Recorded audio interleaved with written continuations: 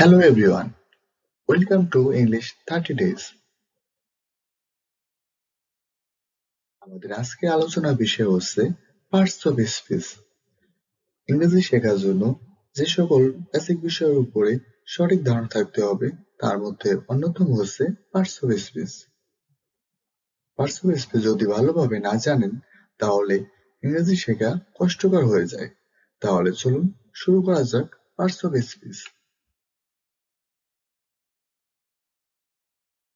Parts অর্থ অংশ আর speech অর্থ বাক্য। পার্টস অফ স্পিচের অর্থ দাঁড়ায় বাক্যের অংশ। What is parts of speech? Parts of speech কি? Each of the words used in a sentence is called a parts of speech. এর অর্থ দাঁড়ায় যে শব্দগুলি দ্বারা বাক্য গঠিত হয় সেই শব্দগুলিকে ইংরেজিতে পার্টস অফ স্পিচ বলে।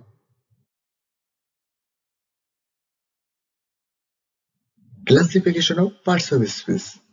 পার্টস অফ স্পিচ ৮ প্রকার: noun, pronoun, adjective, verb, adverb, preposition, conjunction, interjection.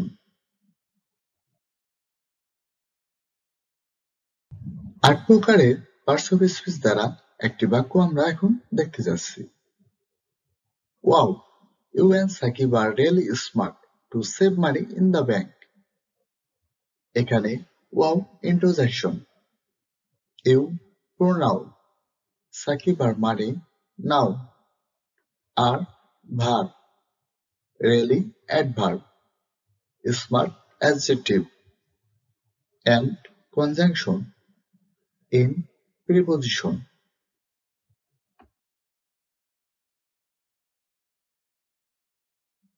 Noun অর্থ বিশেষ্য।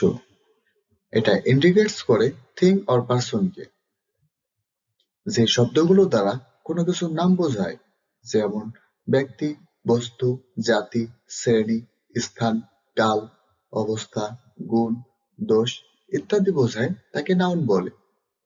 উদাহরণস্বরূপ, পেন অর্থ কলম, ক্যাট অর্থ বিড়াল, ওয়ার্ক অর্থ কাজ, স্টুডেন্ট অর্থ ছাত্র, ডে অর্থ দিন, ট্রি অর্থ গাছ।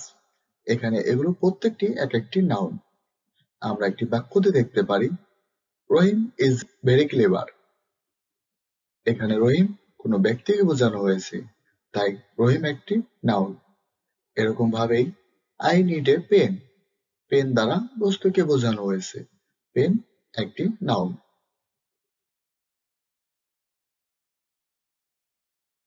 প্রোনাউন অর্থ সর্বনাম। এটা নাউনের পরিবর্তে ব্যবহৃত হয়। Replace a noun. নাউনের পরিবর্তে যে শব্দ ব্যবহার করা হয় তাকে প্রোনাউন বলে। উদাহরণস্বরূপ, আই অর্থ আমি, ইউ অর্থ তুমি, সি অর্থ সে, উই অর্থ আমরা, হি অর্থ সে, দে অর্থ তারা। আমরা একটা বাক্য দিয়ে উদাহরণস্বরূপ দেখতে পারি, রহিম ইজ ভেরি ক্লেভার। এখানে রহিমের পরিবর্তে আমরা হি ব্যবহার করতে পারি। He is very clever. যেহেতু হি রহিমের পরিবর্তে ব্যবহৃত হয়েছে, হি একটা প্রোনাউন।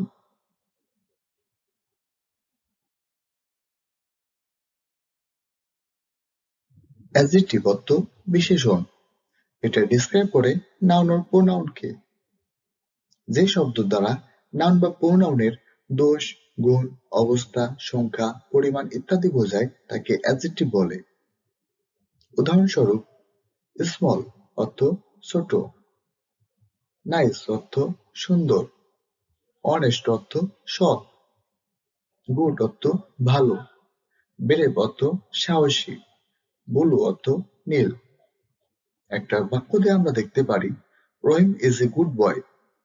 এখানে গুড দ্বারা রহিমের গুণ বোঝানো হয়েছে, তো অতএব গুড একটি অ্যাডজেক্টিভ।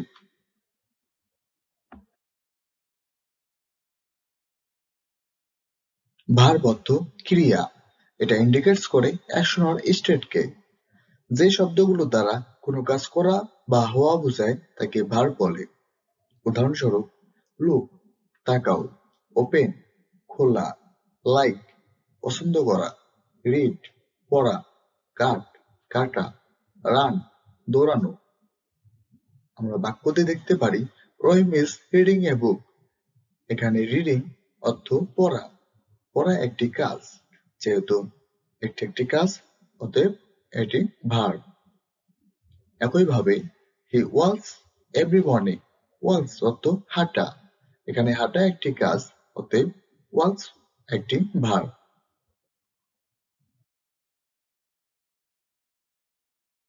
অ্যাডভার্ব অর্থ ক্রিয়া বিশেষণ। এটা ডেসক্রাইব করে ভার্ব ও অ্যাডজেক্টিভকে। যে শব্দগুলো দ্বারা অ্যাডজেক্টিভ ও ভার্ব এর দোষ, গুণ, অবস্থা ইত্যাদি প্রকাশ পায় তাকে অ্যাডভার্ব বলে। উদাহরণস্বরূপ আমরা দেখতে পারি নেভার অর্থ কখনোই নয়, লেটার অর্থ পরে, নিয়ার বাই অর্থ কাছাকাছি, নাও অর্থ এখন, অলওয়েজ অর্থ সর্বদা, কুইকলি অর্থ দ্রুত। একটি বাক্য দিয়ে আমরা দেখতে পারি মাই ক্যাটস ইটস কুইকলি। এখানে ইট ভার্ব আর কুইকলি এই ভার্বকে ডিসক্রাইব করেছে। ইটস কুইকলি, অতএব কুইকলি একটি অ্যাডভার্ব।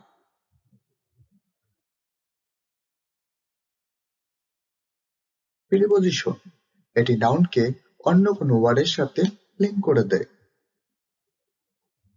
যে শব্দ কোনো নাউন বা প্রোনাউনের পূর্বে বসে সেই নাউন বা প্রোনাউনের সাথে বাক্যের অন্তর্গত অপর কোনো শব্দের সাথে সম্বন্ধ প্রকাশ করে তাকে প্রিপোজিশন বলে। উদাহরণস্বরূপ ইন অর্থ মধ্যে, ইনটু অর্থ মধ্যে, টু অর্থ প্রতি, অন অর্থ উপরে, অ্যাবভ অর্থ উপরে, আফটার অর্থ পরে। এগুলো প্রত্যেকটি এক একটি প্রিপোজিশন। একটি বাক্য দ্বারা আমরা দেখতে পারি রহিম ওয়াজ হাইডিং আন্ডার দ্য টেবিল। এখানে রহিম ওয়াজ হাইডিং এ পর্যন্ত বাক্যটি শেষ হয়ে যেতে পারত, কিন্তু আন্ডার দ্য টেবিল যোগ হওয়ায় এখানে দা টেবিলের আগে আন্ডারটি বসে টেবিলের সাথে রহিমের একটি লিঙ্ক করে দিয়েছে, অতএব আন্ডার একটি প্রিপোজিশন।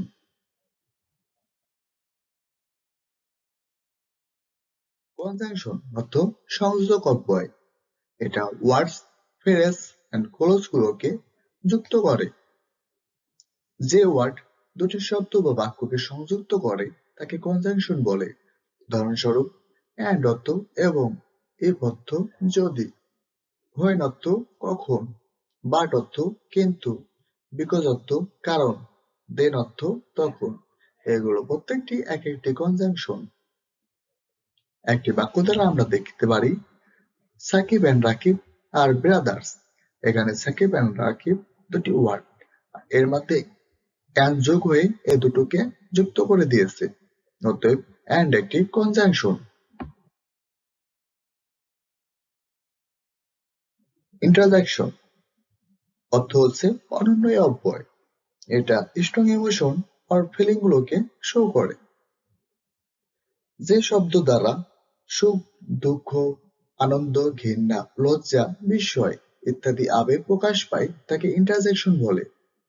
উদাহরণস্বরূপ হুররে কি আনন্দ, শেম কি লজ্জা, এলাস হায়, ব্রাভো সাবাস, ওয়াও কি দারুণ, আউচ আউচ। একটা বাক্য দ্বারা আমরা দেখতে পারি hurray we won the match. এখানে হুররে দ্বারা আনন্দ প্রকাশ হয়েছে, অতএব হুররে একটি ইন্টারজেকশন। এরকম ভাবেই ওয়াও হোয়াট এ বিউটিফুল কার, এখানে ওয়াও একটি ইন্টারজেকশন। পার্টস অফ স্পিচ আর এর প্রকারভেদ সম্পর্কে এখানে সংক্ষেপে আলোচনা করা হয়েছে। প্রত্যেকটি প্রকারভেদের বিস্তারিত আলোচনা পরবর্তীতে করা হবে। Thank you everyone.